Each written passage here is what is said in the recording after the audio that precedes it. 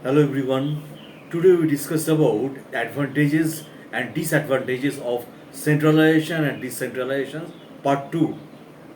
So in any organization there are two ways of operation: centralization and decentralization.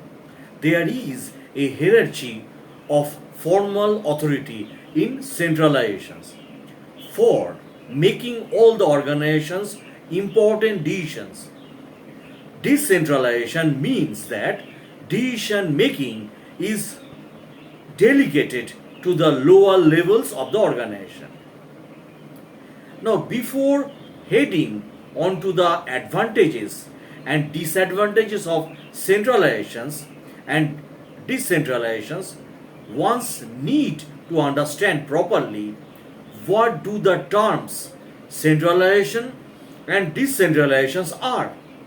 Only then you can fully understand the merits and demerits of centralizations and decentralizations, as they both help us determine the fiscal situation of a firm or country. So let's us now understand what the terms centralization and decentralization mean in the coming section. So, what is centralization? Centralization is an organizational structure which is given the authority to create and determine strategies and goals, and it also clarifies the motives and mission of the organization which must follow to achieve its goals. So, in centralization, the type of organizational structure and the higher management to create the rules, including procedures that are used to communicate with lower levels employees. Lower levels employees have to obey the rules made by the higher management organization without doubting the rules and regulation. Now, what is decentralization? Decentralization is an organizational structure where the delegates are assigned to manage the organization. They are selected by the higher authorities. The selected candidates are mostly their middle and lower subordinates. The decentralization type of management, a lots of responsibility are given to the middle and lower levels subordinates. Now, the centralization has a very important role in providing a disciplined environment in any organization. The higher level of the management does not only look after taking essential decisions for the organization, they are also the hearing aid for the emerging and regarding work. Now, the centralization and decentralization's difference are two contrasting approaches to organizing and managing various aspects of an organization. Government or system each has its own set of advantages and disadvantages, and choosing between them depends on the specific context and goal of the entity in question. So, centralization involves concentrating decision making, authority, and control at a single point or within a few top level individuals or entities. This approach is often associated with hierarchical structure where power and responsibility flow from the top down. Here are some of the pros and cons of the centralized system. Benefits of centralization. Efficiency. Centralizations can lead to streamlined processes and quicker decisions making since there are fewer decision makers involved. This can be advantageous in situations that require rapid responses. Consistency. A centralized system can ensure uniformity and consistency in policies, procedures, and standards across the organization or system, which can enhance coordination and alignment. Cost savings. By consolidating resources and reducing duplication of efforts, centralization can sometimes result in cost savings, especially in administrative functions. Drawbacks of centralization. Bureaucracy. Centralization can lead to bureaucracy and slow decision making when top level authorities become overwhelmed with tasks and information, creating bottlenecks. Limited local autonomy. Local units or departments may feel disempowered and disconnected from decision making processes, leading to decreased morale and innovation. Risk of errors. Decision made at the central level may not always align with the specific needs and nuance of local operations, leading to suboptimal outcomes. What is decentralization? Decentralization, on the other hand, involves distributing decision making, authority, and control across various levels or units within an organization or system. It allows for greater local autonomy and adaptability. Now, benefits of decentralization. Local empowerment. Decentralization empowers local units and departments to make decisions that are better suited to their specific circumstances. This can lead to more innovation and context sensitive solutions. Faster response. In decentralized system, decision makers at the local level can respond quickly to changing conditions, which can be crucial in dynamic environments. Enhanced accountability. Local units are often more accountable for their decisions as they have greater ownership and responsibility for outcomes. Drawbacks of decentralization. Coordination challenges. Decentralizations can lead to coordination challenges as different units may pursue their own goals and strategies, potential leading to conflict and inefficiencies also. Consistency. There may be variations in policies and practices across different units, which can result in inconsistency and lack of standardizations also. Risk of duplication. In some cases, decentralizations may result in duplication of efforts, resources, and costs if each unit independently handles similar tasks. Closing thoughts. The determination of whether centralization or decentralization is superior is contingent upon the specific context and objectives of an organization or system.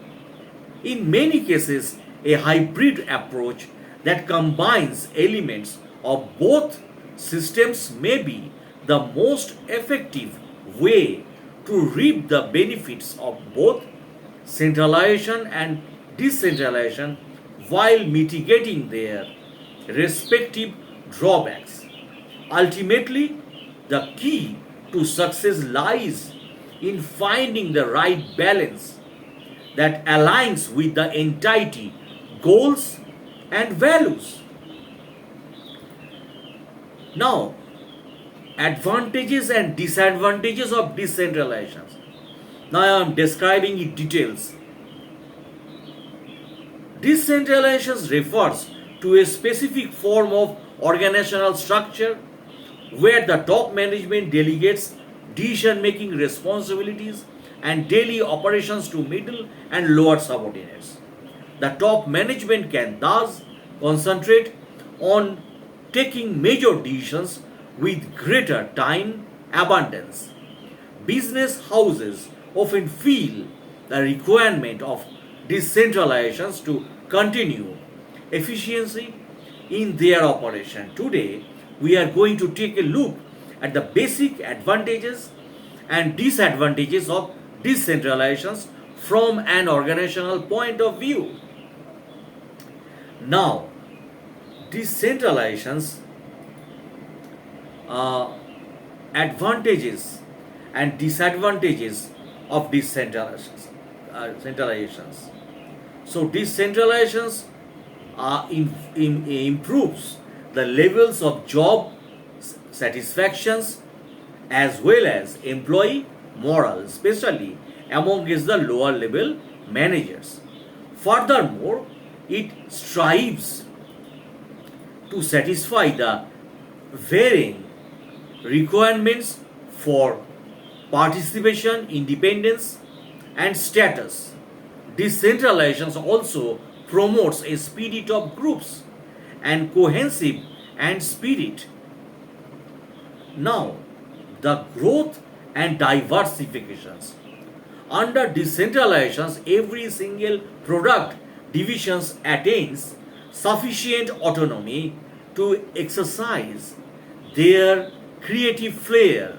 In this way, the top level management can create healthy competition amongst different divisions. While carrying out a decision or discussion on the advantages and disadvantages of decentralization, it is imperative to note that it aids subordinates in exercising their own judgment. They even develop managerial skills and help in solving the succession problem, which ultimately ensure the growth and continuity of an organization. Quick decision making, another important pointers in the advantages and disadvantages of decentralization is that decisions are taken and executed by authorized personnel. This in turn results in faster and accurate decisions which are well aware of the real scenario. Efficient communication, the wider span of management under decentralization leads to fewer hierarchical levels. This makes the communication system more efficient as intimate relationships develop between superiors and subordinates. And decentralizations can add inertia to the expansion process of a growing business also. This might often result in the opening of a new business units in varying geographical locations. Decentralization unleashes the fullest potential of the organization and can react easily to area specific requirement. Better supervisions and control. Lower level managers can alter production schedules and work assignments with adequate authority. They can even take disciplinary action and recommended the promotions of their peers. Thus, in turn, leads to greater efficiency in supervision.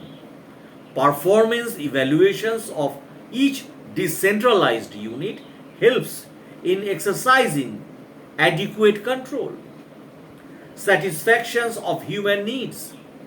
Decentralization serves as an important tool for satisfying our basic need of independent power, prestige, and status.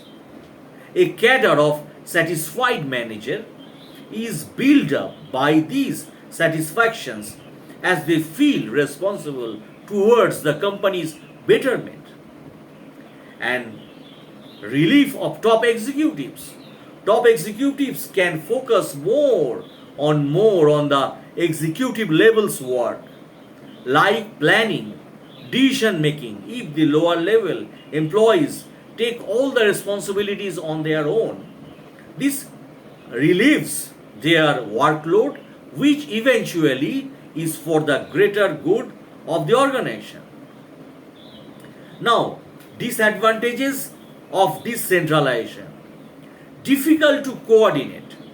While talking about the advantages and disadvantages of the decentralization, it is imperative to note that substantial autonomy is enjoyed by the every single divisions. These in turns makes it different to coordinate the overall activity. Internal factors. The trade union movement, markets, uncertainties, and government intervention might make it impossible to benefit the most out of the decentralization. Narrow product lines. Decentralized product lines need to be adequately broad so that autonomous units can flourish within the same. This might not be of much help in small business houses having narrow product lines. Lower levels in the organization also lack competent managers, thus adding to the difficulty. And now expensive. In decentralizations, every employee takes responsibility for the better of the organization, so they work harder to achieve all the organizational objectives. In return, they have to be paid more, which sometimes proves to be very expensive for the company. Now, some questions regarding this. Why is decentralization treated as an expensive process? Administration expansion or expenses tend to rise in decentralized enterprises when it comes to the employment of trained personnel and availability of physical facilities. Every separate department tries to be self-sufficient. This term leads to underutilizations of facilities and duplication of functions. Such attributes make decentralization tailor made only for large organization. So that's for the video, my friends. If you like my blog, please subscribe my channel. Also share my channel. Thanks a lot for watching my videos.